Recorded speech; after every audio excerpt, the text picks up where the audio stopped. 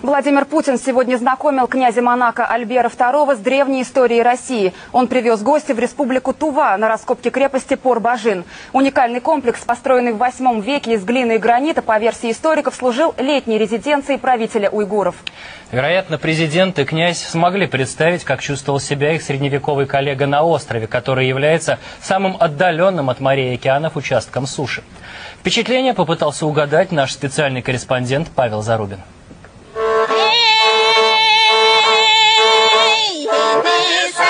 Исполнители тувинских национальных песен поют о своей красивой республике, о загадочных и грандиозных стоянах. Здесь, в сотнях километров от всех дорог, на маленьком острове посреди огромного озера затерян удивительный исторический памятник – Пор-Бажин.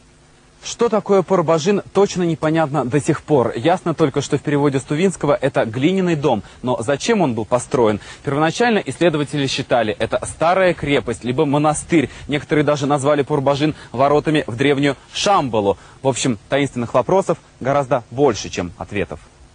Куда делись люди, жившие здесь? Как вообще они сюда смогли попасть, в эти труднодоступные места? Ведь это самая удаленная от морей и океанов точка на планете. Здесь самый континентальный климат на Земле. Даже сейчас, летом, днем плюс 50, ночью всего плюс 5. Но археологов, развернувших тут крупномасштабные исследования, это остановить не способно. Вот это разрез крепостной стены, которая окружала памятник. И на этом разрезе очень хорошо видно, как она строилась. Слои глины, в которые были вставлены деревянная арматура. Этому вот сохранившееся хорошо дерево, ему более 1200 лет. Утром над Пор-Бажином закружил вертолет. Сделал несколько кругов над ним. На борту президент. С воздуха масштаб загадочной постройки понятен лучше всего. После приземления становится понятно. Из Петербурга Путин прилетел не один. Вместе с правящим князем Монако Альбертом II, известным любителем путешествий. Президент и князь сели в машины, Путин за рулем и направились в сторону Пор-Бажина. Потом всем пришлось пересесть в лодку. Так добраться до памятника можно быстрее всего. Это наш друг, правящий князь Монако. Очень приятно. В Пор-Бажине кипит работа. Сотни студентов и профессиональных археологов ведут раскопки. Приезд таких гостей для них – неожиданность полная. Здравствуйте. Привет. А нас сказали, что вы не приедете. Врут. Наверное, нам сделали сюрприз. О Пор-Бажине рассказывают почти с восхищением. За 2 месяца раскопок удалось восстановить древние комнаты и лабиринты. Стало понятно, здесь был пожар. Хрупкая история буквально под ногами, поэтому и президент, и журналистов просят быть осторожнее. Нам Оля сюда покажет, как мы пройти. Да. Ну, вот можно за следующим последовать. Да, это, собственно, вы идете по древнему пандусу. То есть по тому переходу, по которому выходили из первого здания и входили во второе. Это больше, чем ювелирная точность. Археологи бережно изучают каждый миллиметр. Если встречаются какие-нибудь сложные моменты, то вот есть скальпель, есть волшебный инструмент, которым можно выдувать лишнюю землю, иначе здесь очень просто что-нибудь свернуть. Президенту показали отпечатки ног людей, которые жили здесь когда-то, и хорошо сохранившиеся фрагменты керамики. Из нее была сделана крыша Пор-Бажина. Не верится даже.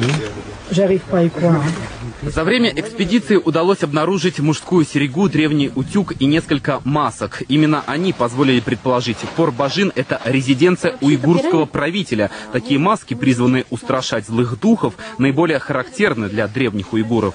Свиньи там или кабана, рога козлиные, пасти дракона. Очень симпатичная мордочка, по-моему. И в конце концов Пор-Бажин должен быть восстановлен. Уже есть проект. Скорее всего, это летняя резиденция уйгурского кагана. Зимой тут было бы не выжить, очень холодно. Работы продолжаются. Археологи с гордостью говорят, это действительно комплексное исследование. Тут же геофизики, гидрологи, почвоведы, геоморфологи, сейсмики. В общем, исследования проводятся по всем направлениям. Это дико интересно. Пока президент и князь осматривали Пор-Бажин, студенты следовали за ними буквально по пятам. Просьб сфотографироваться было несколько десятков, не отказали никому.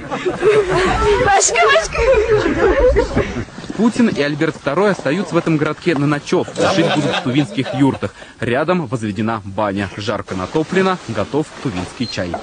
Князя надо попарить. По-ински. Сделаем. Он в Монако баню русскую поставит. Мы вчера подарили ему шарики, веники. Вечером еще собираются посидеть у костра и более подробно поговорить о флоре Бажин и его загадках. Павел Зарубин, Сергей Лисицын, Геннадий Богданов, Александр Чернов и Сергей Власов. Вести, Республика Тува.